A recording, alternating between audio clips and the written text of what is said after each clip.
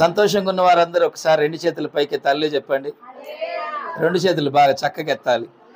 ఇది మోచేతుల్లో గుజ్జులేని వాళ్ళు కాకుండా రెండు చేతులు పైకెత్తి చక్కగా హల్లెలూయా హల్లెలూయా, దేవునికి మహిమ కలుగును గాక. ఈరోజు మరి మనమ్మ గారి ఇంట్లో ఈ యొక్క ప్రార్థనా కూడికను ఏర్పాటు చేసుకోవడానికి గల కారణం ఏంటమ్మా? ఒక మాట చెప్పు. ఎందుకు అంటే దేవుడు సొంత ఇల్లు ఇచ్చాడు, అంతేనా? దేవుడు మేలు చేశాడు కాబట్టి కృతజ్ఞత కలిగి ప్రార్థన పెట్టుకున్నాం. దేవునికి మహిమ కలుగును గాక. కీర్తన గ్రంథం 34వ అధ్యాయం 10వ వచనం చూడండి. అక్కడ ఏముందంటే, సింహపు పిల్లలు లేమి గలవై ఆకలి గొనును గాని, చూడండి, సింహపు పిల్లలు లేమి గలవై ఆకలి గొనును గాని యెహోవాను అంటే దేవుణ్ణి ఆశ్రయించిన వారికి ఏ మేలు, చెప్పండి, యెహోవాను ఆశ్రయించిన వారికి ఏ మేలు కొదువై ఉండదు. అంటే సింహము అంటే అడవికి రాజు. సింహం అంటే ఎవరు? అడవి మొత్తానికి రాజు. దానికంటే కూడా పెద్ద జంతువులు ఉంటాయి అడవిలో, కానీ వాటన్నిటికి కూడా సింహమే అడవి మొత్తానికి కూడా రాజు. ఆ రాజు అయినటువంటి సింహము గురించి బైబిల్ ఏం చెప్తుందంటే, సింహపు పిల్లలు కూడా లేమి గలవై ఆకలి గొనును గాని.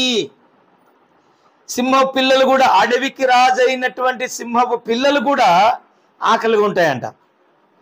కానీ దేవుడు ఏం చెప్తున్నాడంటే, మరి అలాంటిది ఒక సింహము అడవి మొత్తానికి రాజు, అడవి మొత్తానికి రాజు అయి ఉండి ఆ రాజు అయినటువంటి ఆ యొక్క సింహపు పిల్లలంట ఆకలిగా ఉంటాయంట. దేవుని స్తోత్రం.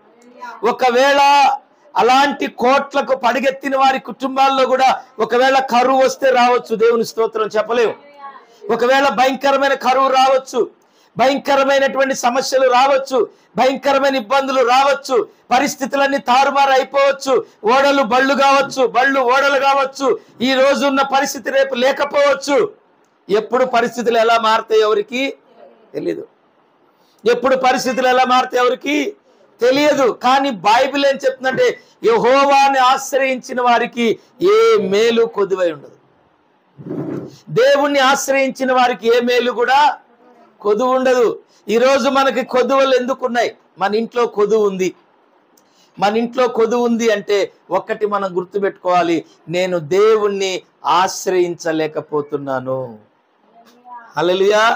నా ఇంట్లో కొదువు ఉండడానికి గల కారణం, నా ఇంట్లో పేదరికం ఉండడానికి కారణం, నా ఇంట్లో దరిద్రం ఉండడానికి కారణం, నేను లేమిలో ఉండడానికి కారణం, నేను రోగాల పాలవడానికి కారణం, నేను ఇబ్బందులుగా ఉండడానికి కారణం, నాకు పని లేకపోవడానికి కారణం, నా ఇంట్లో సమాధానం లేకపోవడానికి కారణం, నా ఇంట్లో నెమ్మది లేకపోవడానికి కారణం, నా పరిస్థితులు మారకపోవడానికి కారణం, ప్రతి దానికి కారణం ఏందంటే దేవుణ్ణి మనము ఆశ్రయించకపోవడమే. హల్లెలూయా. దేవుణ్ణి మనం ఆశ్రయించట్లేదు కాబట్టి మన ఇంట్లో ఇన్ని సమస్యలు ఉన్నాయి. హల్లెలూయా. ఈ సమస్యలన్నిటికీ గల కారణము ఎవరు? మనమే. ఈ సమస్యలన్నిటికి కారణం ఎవరు? మనమే. దేవుణ్ణి సరిగ్గా మనము ఆచరించట్లా. సరిగ్గా బైబిల్ ఏం చెప్తుందంటే, మార్కు సువార్త చూడండి, మార్కు సువార్త చూడండి 23వ వచనంలో ఒక మాట ఉంది. అందుకు యేసు, నమ్ముట నీ వలనైతే నమ్మువానికి సమస్తము సాధ్యమే. దేవుని స్తోత్రం. హల్లెలూయా. ఏముంది అక్కడ? నమ్ముట నీ వలనైతే నమ్మువానికి సమస్తము సాధ్యమే. ఏంది నమ్మేది? ఏమి నమ్మాలి? దేవుణ్ణి నమ్మాలి. Praise the Lord. దేవుని దగ్గరకు వెళుతున్న నీవు దేవుణ్ణి నమ్మితే నీకే మేలు కొదువై ఉండదు. దేవుని స్తోత్రం. దేవుని దగ్గరికి వెళ్తున్న నీవు ఎవరిని నమ్మాలి? దేవుణ్ణి నమ్మాలి. నువ్వేదైతే అడుగుతున్నావో నువ్వు అడిగింది దేవుడు నీకు ఇస్తాడని నమ్మాలి. మత్తయి సువార్త 7వ అధ్యాయము 7వ వచనంలో చూడండి. మత్తయి సువార్త 7వ అధ్యాయం 7వ వచనం అక్కడ ఏముందంటే, అడుగుడి నీకు ఇవ్వబడును, అడుగుడి నీకు ఇవ్వబడును, వెదకుడి నీకు దొరుకును, తట్టుడి తీయబడును. అడగాలి. దేవుని దగ్గరికి వెళ్ళిన నీవు నమ్మకంతో నీ పరిస్థితిని దేవుని దగ్గర పెట్టి నువ్వు అడిగితే, నమ్మకంగా నువ్వు అడిగితే దేవుడు ఖచ్చితంగా నీకు సహాయము చేస్తాడు. దేవునికి మహిమ కలుగును గాక. ఈరోజు మనం నమ్మకంగా అడగట్లేదు. ఏదో చర్చికి వెళ్తున్నాము, వస్తున్నాము, ఏదో ప్రార్థన చేసుకుంటున్నాము అన్నట్టే నామకార్థమైనటువంటి జీవితాలు. ఎలాంటి జీవితాలు? నామకార్థమైన బ్రతుకులు, నామకార్థమైన జీవితాలు. నామకార్థంగా మనం బ్రతుకుతున్నాం. ఎలా బ్రతుకుతున్నాం? నామకార్థం అంటే ఏంటి? నమ్మకం లేని మనస్తత్వాలని అర్థం. దేవుని స్తోత్రం. దేవుని మీద పూర్తిగా ఆనుకోవట్లేదు. సగం లోకములో, సగం దేవుని మీద. దేవునికి మహిమ కలుగును గాక. సగం అచ్చట, సగం ఇచ్చట, సగం వెచ్చగా, సగం చల్లగా అని అలా మనం ఉంటే దేవుని కార్యాలు మన కుటుంబాల్లో జరగవు. ఒక విషయం మీకు తెలుసా? మనము ఆరాధిస్తున్న దేవుడు నమ్మదగిన వాడు, గొప్ప దేవుడు, గొప్ప కార్యాలు చేయగలిగిన వాడు. ఎలాంటి కార్యాలు? గొప్ప కార్యాలు చేస్తాడు. ఎప్పుడు చేస్తాడు? నువ్వు నమ్మాలి. నువ్వు మనస్ఫూర్తిగా నమ్మితే దేవుని మహిమను నువ్వు చూస్తావు. అందుకని అంటున్నాడు, అడుగు నీకు ఇయ్యబడును. నువ్వేది అడిగినా కూడా దేవుడు నీకు ఇవ్వడానికి ఆయన సిద్ధంగా ఉన్నాడు. హల్లెలూయా. నువ్వు అడగాలి. నీ పరిస్థితిని దేవునికి చెప్పుకోవాలి. నీ కష్టాలు దేవునికి చెప్పుకోవాలి. నీ ఇబ్బందులు దేవునికి చెప్పుకోవాలి. నీ బాధల గురించి దేవునికి చెప్పుకోవాలి. ఏ పరిస్థితిలో నువ్వు దేవుని సన్నిధికి వచ్చావో ఆ ప్రతిది కూడా దేవునికి నువ్వు వివరించగలగాలి. ఖచ్చితంగా దేవుడు నీకు సాయం చేస్తాడు. Praise the Lord. హల్లెలూయా. మనం మనుషులకు చెప్తాము. మన ఇంట్లో పరిస్థితులను ఎవరికి చెప్తాము? పక్కింటోళ్ళు చెప్తాము. రాత్రి వదిన మా ఇంట్లో గిద్ద బియ్యమే ఉన్నాయి వదిన, దేవుని స్తోత్రం. ఎందుకు చెప్పాలి? గిద్ద బియ్యం ఉన్నాయి, ఫస్ట్ పడుకో, ప్రార్థన చేయి, దేవునికి స్తోత్రం. ఏమీ లేకపోతే ఉపవాసం ఉండి ప్రార్థన చేయి, దేవుడు నీకు మార్గం తెరుస్తాడు. ఇంట్లో వాళ్ళకి, ఇంటి వెనకాల, ఇంటి ముందు వాళ్ళకి వీళ్ళకి నీ పరిస్థితులన్నీ నువ్వు చెప్పుకుంటే వాళ్ళ ముందు నువ్వు హేళనైపోతావు. వాళ్ళ ముందు ఏమైపోతావు? హేళనైపోతావు. ఒకప్పుడు పూర్వము వెనకటి రోజుల్లో ఇంట్లో గ్లాసు బియ్యం లేకపోయినా కూడా పక్కింటోళ్ళకు కూడా తెలియకూడదని పొయ్యి మీద సట్టి పెట్టి, కట్టెలు పెట్టి, నీళ్లు పెట్టి మరగబెడితే పొగ బయటికి వెళ్తా ఉండేదంట. ఏందంటే ఈరోజు ఇంట్లో వంట చేశారని అందరికీ తెలిసేదంట. హల్లెలూయా. పక్కన వాళ్ళకి ఏం తెలిసేది? వంట చేసుకున్నారని తెలిసేది. ఆ పొయ్యి మీద నీళ్ళే ఉండి కింద కట్టెలు పెట్టి వంట పెడితే పొగ బయటికి వెళ్తుండేది. అంటే ఏంటి? ఈరోజు వంట చేశారు ఇల్లు అనుకునేవాడు. కానీ ఈరోజు ఏంటి? ఇంట్లో ఏమీ లేకపోయినా 10 ఇళ్ళగా చెప్తున్నాం, దేవుని స్తోత్రం. ఈరోజు ఇంట్లో ఏమీ లేకపోతే అన్ని ఇళ్ళకు తెలిసిపోతుంది, ఫలానా వాళ్ళ ఇంట్లో ఏమీ లేదంట. ఎట్లా తెలిసిందంటే ఆమె వచ్చి చెప్పింది. గట్టిగా చెప్పండి. వాళ్ళే వచ్చి చెప్పారు కాదు. దేవుని బిడ్డ, ఒకటి గుర్తుపెట్టుకో, నువ్వు చెప్పవలసింది మనుషులకు కాదు, దేవునికి. హల్లెలూయా. దేవునికి చెబితే నీ కుటుంబంలో మనుషులు ఎవ్వరు ఏ మేలు నీకు చేయరు. నీకు మేలు చేసేది, నీ కుటుంబంలో కార్యం చేసేది, నిన్ను ఆశీర్వదించేది, నిన్ను హెచ్చించేది, నిన్ను బలపరిచేది, నిన్ను పోషించేది నీ దేవుడైన యెహోవా. Praise the Lord. నీ ప్రతి అవసరాన్ని తీర్చేది నీ దేవుడే. నీ అవసరాన్ని తీరుస్తాడు. హల్లెలూయా. హల్లెలూయా. లోకము, మనుషులు పై రూపాన్ని చూస్తాడు, దేవుడు అంతరంగంలో ఉన్న బాధను చూస్తాడు. Praise the Lord. మనుషులు పై రూపాన్ని చూస్తారు.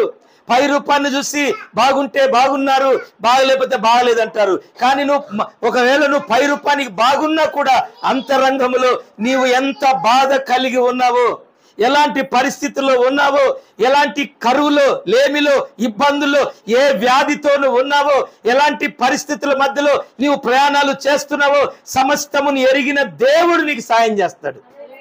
హల్లెలూయా. ఎందుకో తెలుసా? మనుషులు పై రూపాన్ని చూస్తే నీ అంతరంగాన్ని దేవుడు చూస్తున్నాడు. హల్లెలూయా. చెప్పుకోలేని బాధలు నీకు ఉండొచ్చు, చెప్పుకోలేని సమస్యలు నీకు ఉండొచ్చు, కానీ నువ్వు చెప్పకపోయినా నీ ఆలోచన దేవునికి తెలుసు. Praise the Lord. హల్లెలూయా. దేవునికి మహిమ కలుగును గాక. హల్లెలూయా. నువ్వు దేవునితో మాట్లాడు. Praise the Lord. నీ దేవునితో చెప్పుకో. దేవుడు నీ స్థితి మార్చివేస్తాడు. మనుషులు చేసే సహాయం వలన మనం గొప్పవాళ్ళం కామండి. Praise the Lord. ఏ మనిషి అయినా మనకి ఏదైనా సహాయం చేస్తే ఆ పూటకే చేస్తాడు, ఆ వారమే చేస్తాడు, ఆ నెలే చేస్తాడు, ఆ తర్వాత సహాయం చేయలేరు మనుషులు. కానీ దేవుడు నీవు బ్రతికి ఉన్నంత కాలం చేస్తాడు, నీ పిల్లలకి చేస్తాడు, నీ పిల్లల పిల్లలకి చేస్తాడు, నీ తరతరాలను కూడా దేవుడు ఆశీర్వదిస్తాడు. హల్లెలూయా. తరతరాలకు నీవు దీవెనకరంగా ఉండాలి అంటే ఎవరి మాట వినాలి? దేవుని మాట వినాలి. నీ కష్ట సుఖాలు ఎవరికి చెప్పాలి? దేవునికి చెప్పాలి. నువ్వు ఏ స్థితిలో ఉన్నా కూడా ఎవరిని నమ్మాలి? దేవుణ్ణే నమ్మాలి. దేవునికి మహిమ కలుగును గాక. పరిస్థితులు తారుమారైనా కూడా నువ్వు దేవుని మందిరములోనికి వెళ్ళి మోకరించి ప్రార్థన చేస్తే ప్రార్థన ఆలకించిన దేవుడు నీకు సహాయం చేస్తాడు. ప్రజలు హల్లెలూయా. గట్టిగా అల్లు చెప్పండి హల్లెలూయా. ఎందుకంటే దేవుడు నమ్మదగిన వాడు. నువ్వు చేసే ప్రతి ప్రార్థన ఆయన ఆలకిస్తాడు. నీ మాట ఆయన వింటాడు. ఆయన నీ మాట విని నీకు సహాయం పంపుతాడు. ప్రజలు చూడండి యోహాను సువార్త 15వ అధ్యాయము చూడండి. యోహాను సువార్త 15వ అధ్యాయం 7వ వచనం 8వ వచనం చదవండి.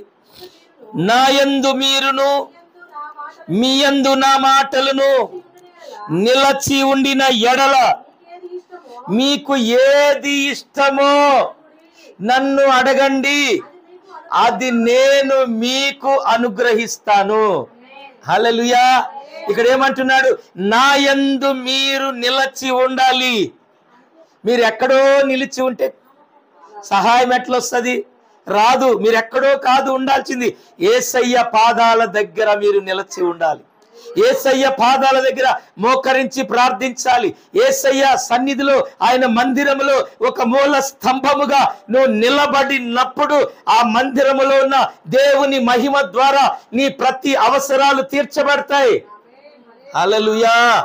చూడండి ఆయన అంటున్నాడు, నా యందు మీరు నిలచి ఉండిన ఎడల, నా మాటలు మీలో ఉండిన ఎడల మీకు ఏది ఇష్టమో నన్ను అడగండి. ఏం కావాలి నీకు? ఏం కావాలి? ఆరోగ్యము కావాలా? నన్ను అడుగు. నీకు సొంత ఇల్లు కావాలా? నన్ను అడుగు. నీకు వాహనం కావాలా? నన్ను అడుగు. నీకేదైనా ఇంకేదైనా అవసరం ఉన్నదా? నీకు అప్పులున్నాయి? నన్ను అడుగు. దేవుడు అంటున్నాడు, నీకేం కావాలి? నన్ను అడుగు, నేను ఇస్తాను. Praise the Lord. హల్లెలూయా. నన్ను అడుగు అంటున్నాడు. నీకు దేవుడు మార్గాన్ని చూపిస్తాడు. Praise the Lord. నీకు సహాయము దొరికే మార్గాన్ని చూపిస్తాడు. ఆ మార్గములో గుండా నువ్వు వెళితే నీకు కాదు, నీలాంటి వాళ్ళకు అనేకులకు సహాయము చెయ్యగలిగిన కృప దేవుడు నీకు ఇస్తాడు. Praise the Lord. హల్లెలూయా. దేవునికి మహిమ కలుగును గాక. మనము నిలబడట్లేదు. ఖచ్చితంగా హెజ్కేలు గ్రంథము 2వ అధ్యాయము చూడండి. హెజ్కేలు గ్రంథం 2వ అధ్యాయం చూడండి. నరపుత్రుడా, నీవు చక్కగా నిలబడుము, నేను నీతో మాట్లాడవలెనని ఆయన నాతో మాట్లాడినప్పుడు ఆత్మ నాలోనికి వచ్చి నన్ను నిలబెట్టెను. అప్పుడు నాతో మాట్లాడిన వాని స్వరము వింటిని. దేవునికి మహిమ కలుగును గాక. దేవుడేమంటున్నాడు?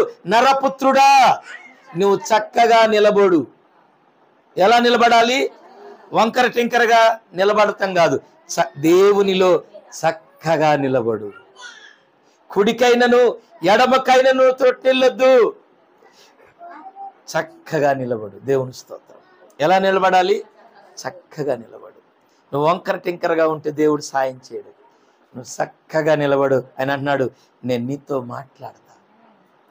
దేవుడు అంటున్నాడండి, భూమి ఆకాశములను సృష్టించిన సృష్టికర్త అయిన దేవుడు అంటున్నాడు, నేను నీతో మాట్లాడతా, నువ్వు చక్కగా నిలబడు. నువ్వు నిలబడితే నేను నీతో మాట్లాడతా. దేవుడే నీతో మాట్లాడతానంటున్నాడు. ఎప్పుడు మాట్లాడతాడు? నువ్వు చక్కగా నిలబడాలి. వంకర టింకరగా నిలబడకూడదు. దేవునికి లోబడాలి. దేవుని చిత్తం ఎరిగి ఉండాలి. ఖచ్చితంగా దేవునితో మాట్లాడతాడు. నీ పరిస్థితులు దేవునికి లోబడనల్లంత కాలము మన పరిస్థితులు మారవు. మన పరిస్థితులు మారాలంటే ఆయన మాటకు మనం లోబడాలి. Praise the Lord. హల్లెలూయా. ఆయనకి విధేయులమై ఉండాలి. ఖచ్చితంగా దేవుడు నీ ప్రతి అవసరాన్ని తీరుస్తాడు. అందుకన్నాడు, సింహ పిల్లలు లేమిగలవై ఆకలి గునునేమో గాని నన్ను ఆశ్రయించిన వారికి ఏ కొదువ ఉండదు. నువ్వు నిజంగా దేవుణ్ణి ఆశ్రయిస్తే అసలు నీ కొదువా చెయ్యడు. కొదువు ఉంటుందా? దేవుని దగ్గర సమృద్ధి ఉంది. ఏముంది? సమృద్ధి ఉంది. ఏ రోజైనా, ఏ రాత్రి అయినా, ఏ పగలైనా నీ ఇంటికి ఎంత మంది వచ్చినా కూడా నువ్వు ఏదైనా పెట్టగలిగే సమృద్ధి నీకు ఇస్తాడు దేవుడు. Praise the lord. సమృద్ధి ఇస్తాడు. ఇవాళ మన ఇంటికి 10 మంది వస్తే మనం భోజనం పెట్టలేకపోతున్నాం ప్రార్థన పెట్టుకొని, అవునా? ఏందమ్మా అంటే ఏమంటావు? ఏమీ లేవు పాస్టర్ గారు నా దగ్గర అంటావు. ఏమీ లేవు. అసలు లేకపోవడానికి కారణం ఏంటి? అసలు ఎందుకు లేవు నీ కాడ? ఎందుకు లేవు? ధనవంతుడైన దేవుణ్ణి నువ్వు కలిగి ఉన్నావు. Praise the lord. సమృద్ధి కలిగిన దేవుణ్ణి కలిగి ఉన్నావు. మరి ఎందుకు మనం పేదరికంలో ఉన్నాం? ఎందుకు దరిద్రం అని అనిపిస్తున్నాం అంటే, ఇదిగో దేవుణ్ణి మనం చక్కగా ఆశ్రయించట్లా, చక్కగా నమ్మట్లేదు. అందుకనే మన పరిస్థితులు మారట్లేదు. హల్లెలూయా. దేవుణ్ణి దేవుడిగా మనం గుర్తిస్తే, దేవుణ్ణి దేవునిగా మనం గుర్తిస్తే ఆ దేవుణ్ణి మనం గణపరుస్తాం. ఆయన అంటాడు, నన్ను గణపరిచిన వారిని నేను గణపరుస్తాను. నువ్వు ఎప్పుడైతే నన్ను గణపరుస్తావో నేను నిన్ను కూడా గణపరుస్తాను. ఈరోజు మనం దేవుణ్ణి గణపరచట్లా, దేవుణ్ణి గణపరచట్లా. దేవుణ్ణి మనం గణపరచనంత కాలం మనం ఘనంగా బ్రతకలేం. మనం ఘనంగా బ్రతకాలంటే ఏమండి? దేవుణ్ణి గణపరచాలా. దేవుణ్ణి గణపరచాలంటే దేవుణ్ణి మనం ఆశ్రయించాలా. దేవుణ్ణి మనం ఆశ్రయిస్తే మన ఇంట్లో కొదువు ఉండదు. హల్లెలూయా. మన ఇంట్లో కొదువు ఉండదు. ఉంటుందా కొదువా? ఉండదు. ఈ రోజు నుండి మనం ఏం చేయాలంటే ఖచ్చితంగా నిలబడాలి, యథార్థంగా ఉండాలి, నమ్మకంగా ఉండాలి, ప్రార్థన చేయాలి, చర్చికి వెళ్ళాలి, దేవునితో అంటుకట్టబడాలి. అంటుకట్టబడితే నువ్వు ఫలిస్తావు. Praise the Lord. ఫలిస్తావు. ఎంతమందికి ఎన్ని విధాలుగా నువ్వు సాయం చేసినా నీకు కొదువు ఉండదు. Praise the Lord. నీకు సమృద్ధినిస్తాడు. ఆ మార్గాన్ని దేవుడే తెరుస్తాడు. ఈరోజు ఏమీ లేకపోవచ్చు, కానీ అన్నీ ఉన్నదానిగా చేస్తాడు. ఎలా వస్తాయి పాస్టర్ గారు అంటే, దేవుడే తన హస్తాన్ని చాపుతాడు నీ మీద. దేవుడే తన హస్తాన్ని నీ మీద చాపి సమృద్ధినిస్తాడు. దేవుడి మాటలు దీవించును గాక. ఆమేన్. ఆమేన్.